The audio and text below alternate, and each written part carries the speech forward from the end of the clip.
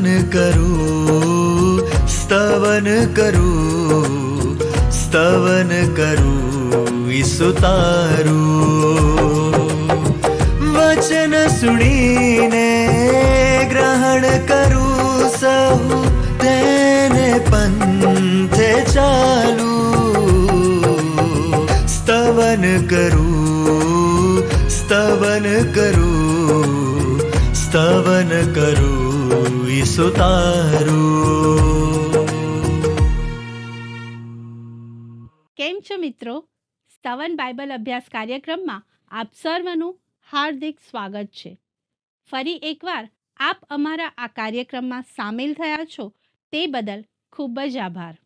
આ કાર્યક્રમમાં કરાવવામાં આવતો બાઇબલનો પદ્ધતિસર અભ્યાસ આપને ઈશ્વરના પવિત્ર અને સત્ય વચનો સમજવામાં મદદરૂપ થઈ રહ્યો છે તે આપના પ્રતિભાવો દ્વારા જાણીને અમને આનંદ થાય છે. હાલમાં આપણે નવા કરારમાંથી યાકૂબના પત્રનો અભ્યાસ કરી રહ્યા છીએ. આ નાનકડા પત્રમાં સંત યાકૂબ બહુ મહત્વના વિષયો પર ભાર મૂકે છે. તેમાંનો એક છે આપણી જીભ. છેલ્લા 2 દિવસથી આપણે આ વિષયમાં વાર્તાલાપ કરી રહ્યા છીએ. આજના કાર્યક્રમમાં પણ આપણે જીભ વિશે વધારે અભ્યાસ કરવાના છીએ, કારણ કે તે આપણા શરીરનો સૌથી અગત્યનો અવયવ છે. મિત્રો, પાણીનું નાનું ઝરણું મીઠું અને કડવું બંને પ્રકારનું પાણી આપતું નથી, પણ આપણી જીભ ભલું અને ભૂંડું બંને બોલે છે. આ નાના અવયવ એટલે જીભથી શૈતાન તેનું કામ કેવી રીતે કરાવે છે અને આપણામાં અદેખાઈ અને તકરાર ઊભા કરે છે તે આજે આપણે સમજીશું. પવિત્ર શાસ્ત્ર સ્પષ્ટ જણાવે છે, નિર્મળ જ્ઞાન ઈશ્વર તરફથી આવે છે. તે સલાહ કરાવનારું, નમ્ર અને સરળતાથી સમજે તેવું, દયાથી તથા સારા ફળોથી ભરપૂર, નિષ્પક્ષપાત તથા દંભ રહિત છે. તો આવો મિત્રો, આજના બાઇબલ અભ્યાસની શરૂઆત કરીએ.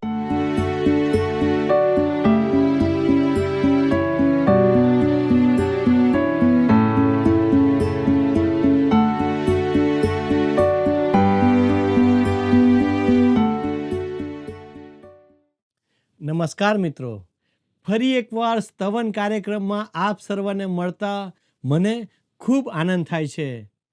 મિત્રો, આ દિવસોમાં આપણે શરીરના અગત્યના અવયવ જીભ વિશે અભ્યાસ કરી રહ્યા છીએ. દેખાવમાં જીભ બહુ નાની છે, પણ તેનું કામ બહુ મોટું છે. તે આપણને સ્વાદ પારખવામાં મદદ કરે છે, શબ્દો બોલવામાં અથવા વાર્તાલાપમાં મદદ કરે છે, અને જીભ આપણી તંદુરસ્તી સારી છે કે નહીં તે જાણવામાં પણ મદદ કરે છે. તમે તમારી જીભનો કેવો ઉપયોગ કરી રહ્યા છો તે સંબંધી બહુ ગંભીરતાથી વિચાર કરજો. તો મિત્રો, આવો આજના અભ્યાસમાં આગળ વધતા યાકૂબ 3:9 અને 10 કલમ આપણે વાંચીએ. યાકૂબ 3:9-10 કલમ આ પ્રમાણે કહે છે, એનાથી આપણે પ્રભુ પિતાની સ્તુતિ કરીએ છીએ અને એનાથી દેવની પ્રતિમા પ્રમાણે ઉત્પન્ન થયેલા માણસોને શાપ પણ દઈએ છીએ. એક જ મોંમાંથી સ્તુતિ તથા શાપ નીકળે છે. મારા ભાઈઓ, આમ તો ન જ થવું જોઈએ. વહાલા દર્શક મિત્રો, આપણને જે જીભ મળી છે તે ઈશ્વરની સ્તુતિ પણ કરી શકે છે અને નિંદા પણ કરી શકે છે. અગાઉ આપણે જોયું તેમ જીભને લીધે અથવા વાણીને લીધે માણસ પશુ જગતથી ઊંચો કરાયો છે અને તે ઈશ્વર સાથે વાત વ્યવહાર કરી શકે છે. જ્યારે માણસ પવિત્ર દિવસે એટલે કે રવિવારે આરાધનામાં દૂતની જેમ ગીતો ગાય અને પછી અઠવાડિયા દરમિયાન ભૂતની જેમ વાતો કરે તો તેને તમે શું નામ આપશો? પવિત્ર બાઇબલ તેને ઢોંગી કહે છે. આપણે આપણા મુખ વડે બંને કામ કરીએ છીએ. ઈશ્વર સ્તુતિ અને ઈશ્વરની નિંદા અથવા હલકી ભાષાનો પ્રયોગ વાલા મિત્રો, પ્રભુ ઈસુએ કહ્યું કે જે હૃદયમાં છે તે મુખ વડે અથવા શબ્દો વડે અથવા જીભ વડે બહાર નીકળે છે. વાલા મિત્રો, યાકૂબ 3:11-12 કલમ જણાવે છે, શું ઝરણ એક જ મુખમાંથી મીઠું તથા ખારું પાણી આપે? મારા ભાઈઓ, શું અંજીરી જૈતફળ અથવા દ્રાક્ષાવેલો અંજીર આપી શકે? તેમજ ખારું ઝરણ મીઠું પાણી આપી શકતું નથી. પ્રિય મિત્રો, બીજા શબ્દોમાં માણસ 2 મોઢાનો, 2 મનનો અને કઠોર જીભનો બની શકે છે. તે ભલું અને ભૂંડું બંને બોલી શકે છે, પણ પૃથ્વી પરનું ઝરણું મીઠું અને કડવું બંને પાણી આપતું નથી. તેમજ કોઈ એક ઝાડ અંજીર અને જૈતફળ બંને આપતું નથી. પ્રિય મિત્રો, આપણી જીભ સાચો વિશ્વાસ પ્રગટ કરે છે, કેમ કે હૃદયમાં જે છે તેની કબૂલાત મુખ વડે થાય છે. મિત્રો, આપણા અભ્યાસમાં આગળ વધતા હવે યાકૂબ 3:13 જુઓ. તમારામાં જ્ઞાની તથા સમજૂક કોણ છે? તો તે જ્ઞાનથી આવેલી નમ્રતા વડે સદાચરણથી પોતાની કરણીઓ દેખાડે. વાલા દર્શક મિત્રો, જીભ સાચો વિશ્વાસ પ્રગટ કરી શકે છે. તે ઈશ્વર વિશે સાક્ષી આપી શકે છે. તે જ્ઞાનની વાત કરી શકે છે. મિત્રો, 14મી કલમ જણાવે છે, પણ જો તમારા મનમાં કડવી અદેખાઈ તથા ચરસાચરસી છે, તો તમે સત્યની વિરુદ્ધ થઈને ગર્વ ન કરો અને જુઠ્ઠું ન બોલો. વાલા મિત્રો, તકરાર અને કડવાશ વિશ્વાસના ફળો નથી, પણ જીભ આવી બાબતોને ઉશ્કેરી શકે છે. અહીં યાકૂબ મૂર્ખ વિશ્વાસીની જીભ અને જ્ઞાની વિશ્વાસીની જીભ વચ્ચે વિરોધાભાસ બતાવે છે. હકીકતમાં બેકાબૂ જીભ બીજાઓના મનમાં કોઈ માણસ ઈશ્વરનું સંતાન છે કે નહીં તેવો પ્રશ્ન ઉત્પન્ન કરે છે. તમે કોઈને એવું શીખવી શકો નહીં કે કોઈ ખરો વિશ્વાસી અઠવાડિયાના 6 દિવસો સાપ આપી શકે છે અને પછી પવિત્ર દિવસ રવિવારે દેવળમાં ભજન ટોળીમાં જઈને ગીતો ગાઈ શકે. કોઈ વ્યક્તિ ગંદા શબ્દો બોલીને પછી પવિત્ર દિને વર્ગમાં પવિત્ર શાસ્ત્ર શીખવી શકે નહીં અને ઈસુના પ્રેમની વાત કરી શકે નહીં. તમારી જીભ કોઈ પણ એક જ કામ કરતી હોવી જોઈએ, પણ જો તે બંને કામ કરે છે તો તે ઝઘડા ઊભા કરે છે. અહીં આપણને કહેવામાં આવ્યું છે, સત્યની વિરુદ્ધ અસત્ય ન બોલો. જુઠ્ઠા બોલી જીભ તેની વાતચીતથી પ્રભુ ઈસુનો નકાર કરે છે. વાલા દર્શક મિત્રો, યાકૂબ 3:15 લખ્યું છે, એ જ્ઞાન ઉપરથી ઉતરે એવું નથી, પણ તે ઐહિક, વિષયી તથા શૈતાની છે.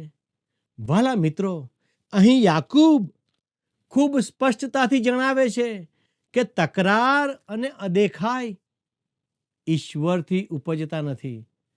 તકરાર અને અદેખાઈ જગીક, વિષયી અને શૈતાની છે. જ્ઞાન અભિમાની છે, જ્યારે ડહાપણ નમ્ર હોય છે. વાલા મિત્રો, ચાલો હવે આપણે યાકૂબ 3:16 કલમને વાંચીએ. ત્યાં શું લખવામાં આવ્યું છે તે જોઈએ. કેમ કે જ્યાં અદેખાઈ તથા ચરસાચરસી છે, ત્યાં ધાંધળ તથા દરેક દુષ્કર્મ છે.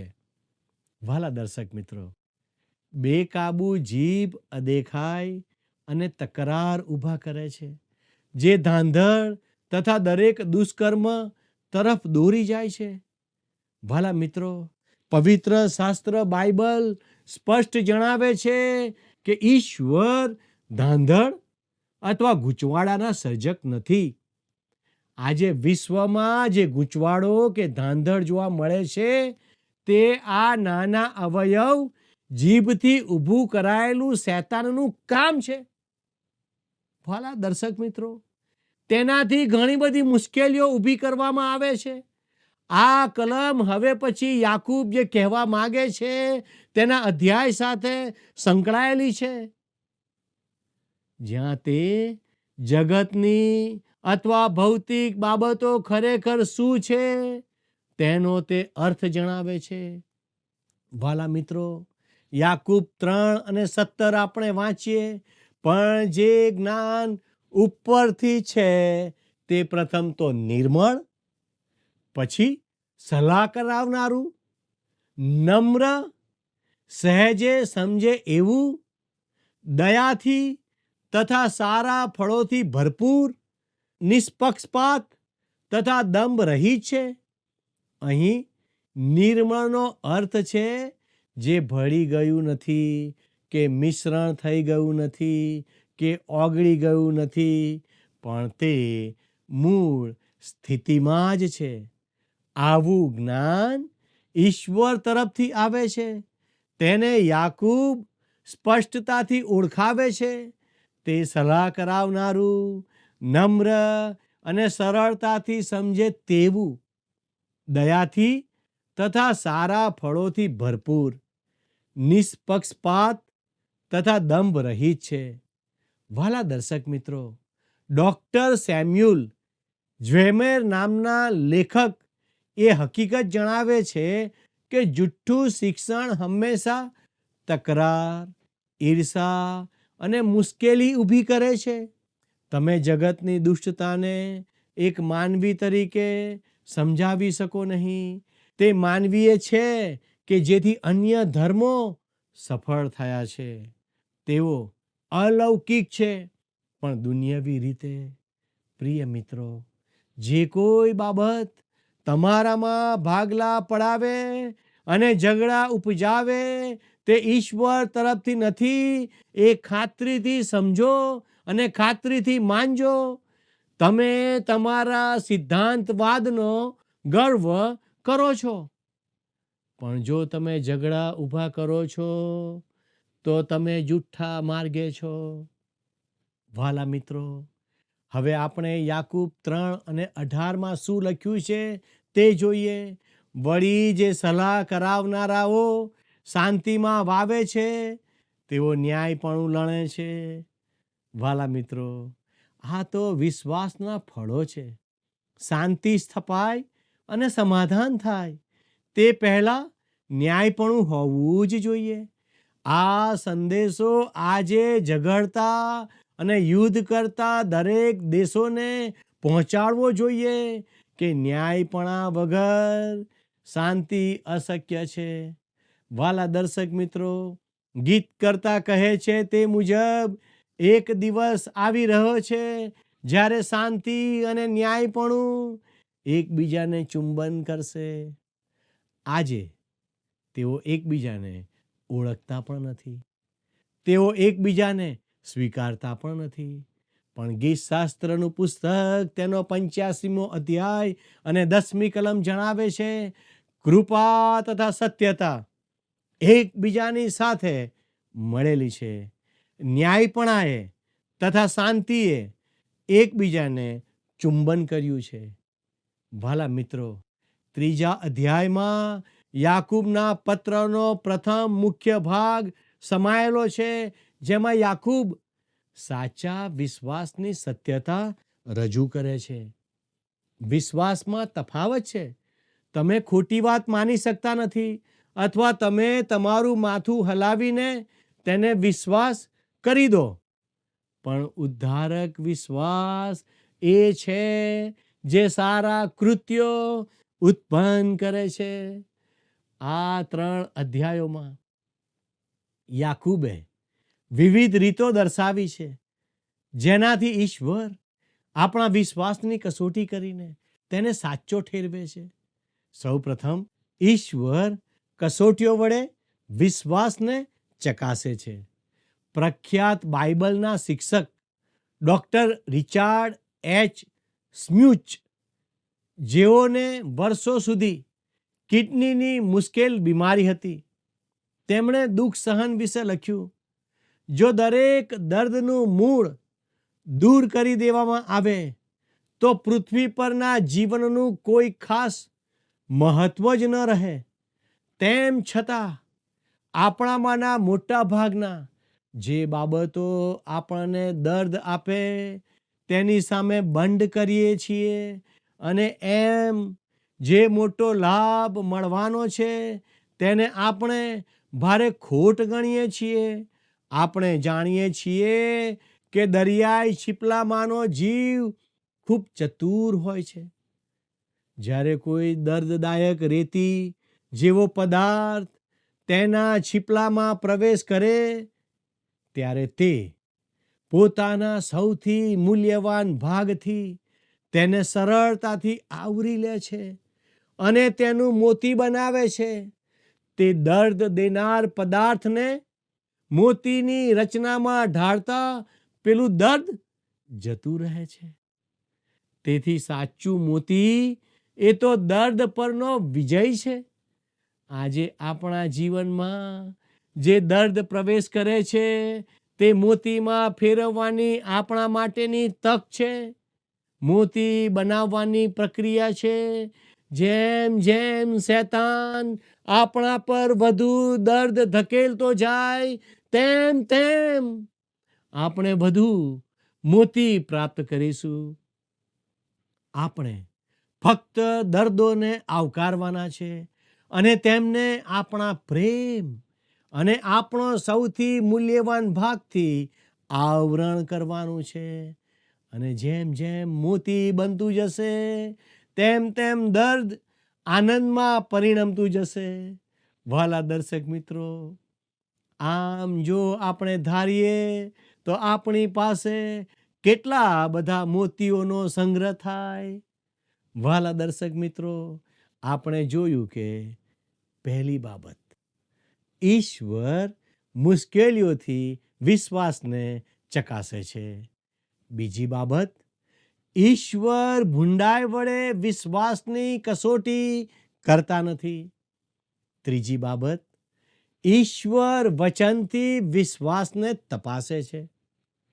ચોથી બાબત, ઈશ્વર વ્યક્તિઓના હકમાં વલણ, વર્તન અને કાર્યથી વિશ્વાસની કસોટી કરે છે. પાંચમી બાબત, ઈશ્વર સારા કાર્યો વડે વિશ્વાસની કસોટી કરે છે. અને છઠ્ઠી બાબત, ઈશ્વર જીભ વડે વિશ્વાસની કસોટી કરે છે.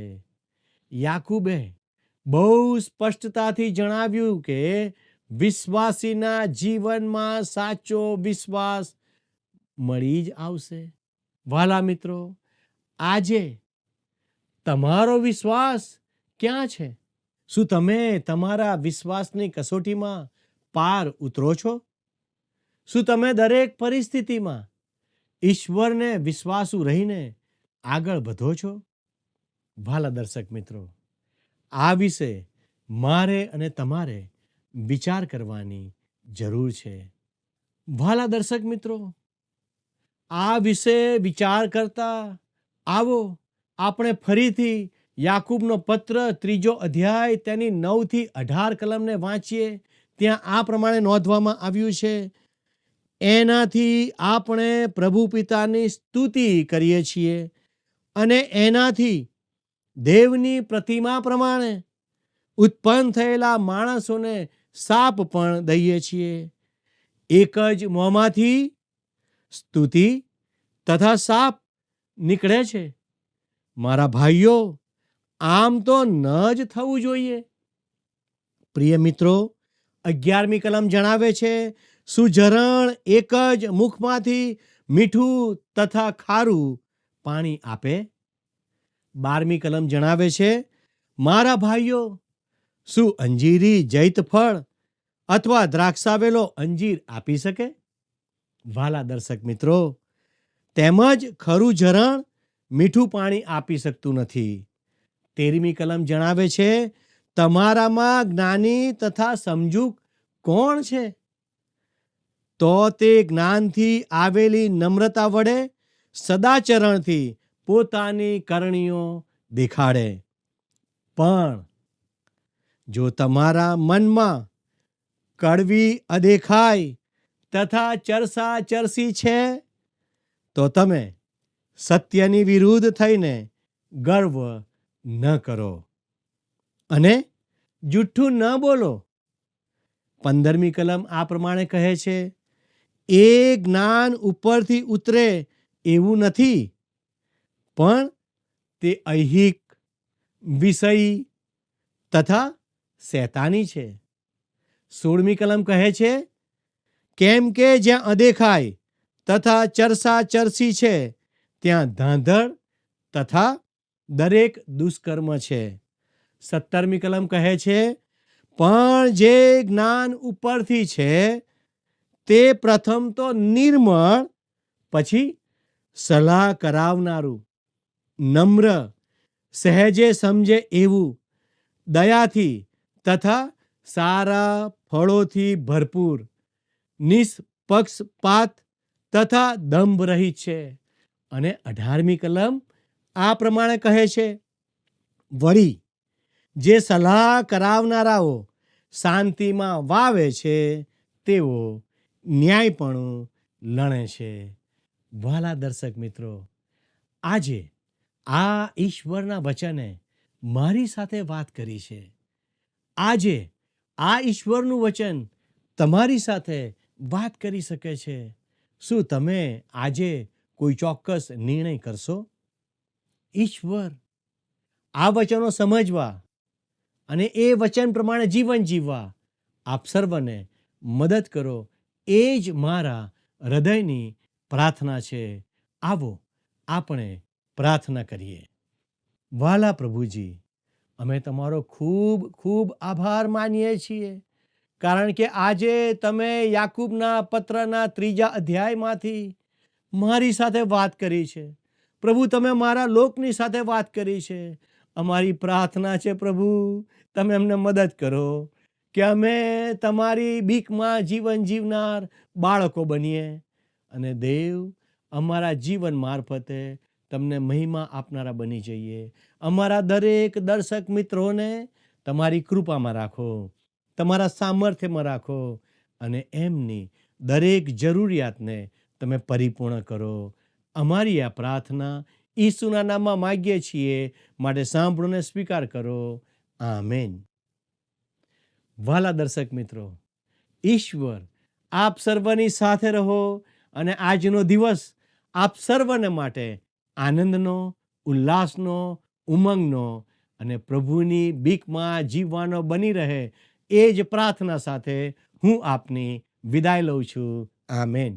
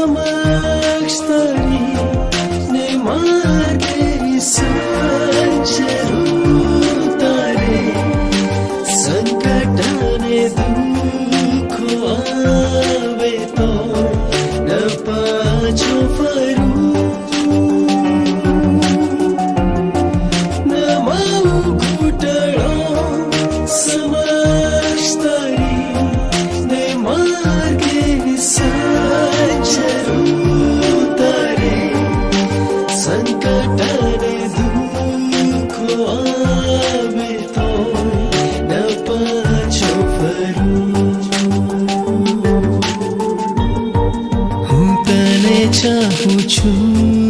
ઈસુ તને ચાહું છું પ્રભુ, હું તને ચાહું છું ઈસુ, ન પાછો ફરું, ન માવું ઘૂંટણો સમક્ષ તારી, ને માર્ગે સંચરું તારે, સંકટ અને દુઃખો આવે તો ન પાછો ફરું, ન માવું ઘૂંટણો સમક્ષ તારી, ને માર્ગે સંચરું તારે, સંકટ અને દુઃખો આવે તો ન પાછો ફરું.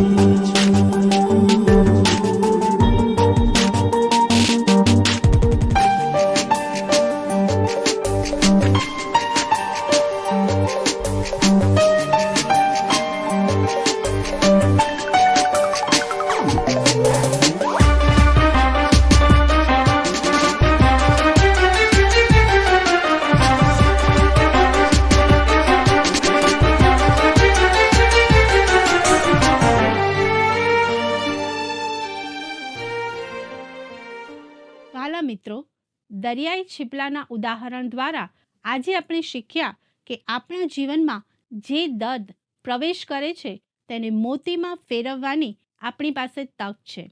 તેની જતી ના કરીએ. ઈશ્વર કસોટીઓ વડે આપણા વિશ્વાસને ચકાસે છે અને આપણે ઈશ્વરની મદદથી દરેક કસોટી પાર કરી શકીએ છીએ. આપણી જીભથી આપણે વિશ્વાસને પ્રગટ કરવાનો છે અને ઈશ્વરને માટે સાક્ષીરૂપ બનવાનું છે. સંત યાકૂબ આપણને અહીં સ્પષ્ટ શીખવે છે કે તકરાર અને અદેખાઈ ઈશ્વરને પસંદ નથી, તેથી આપણે તેનાથી દૂર રહેવાનું છે. પણ આ બાબતો આપણા સ્વભાવમાં છે અને તેથી ઈશ્વર દુઃખી થાય છે. મિત્રો, ઈશ્વરના બાળકો તરીકે આપણે સલાહ કરાવનારા બનવાનું છે. બીજાઓને આપણે શાંતિ અને સમાધાનના માર્ગમાં દોરી જવાના છે. આપણી કરણીઓ દ્વારા આપણે પોતાના વિશ્વાસને આ રીતે પ્રગટ કરવાનો છે. શું તમે ઈશ્વરના બાળકો તરીકે તે માટે તૈયાર છો? મિત્રો, અમારો આજનો પ્રશ્ન છે, જેઓ શાંતિમાં વાવે છે તેઓ શું લણે છે? એ. સમાધાન, બી. આશીર્વાદ, સી. વિશ્વાસ, ડી. ન્યાયીપણું. મિત્રો, ગત પ્રશ્નનો જવાબ છે સી. જીભ. વાલા મિત્રો, અમને આશા છે કે સ્તવન કાર્યક્રમ આપના માટે લાભદાયી બની રહ્યો હશે. આપના પ્રતિભાવો અમને અવશ્ય જણાવશો. આપના સલાહ સૂચનો અને પ્રાર્થના વિનંતી પણ આપ અમને જણાવી શકો છો. તે માટે અમારો સંપર્ક નંબર છે 94 29 37 56 10 9429375610. આજના પ્રશ્નનો જવાબ પણ આ નંબર ઉપર અમને હમણાં જ મોકલી આપશો. આભાર. શું તમને આ કાર્યક્રમ ગમ્યો? અત્યારે જ અમને મિસ કોલ કરો.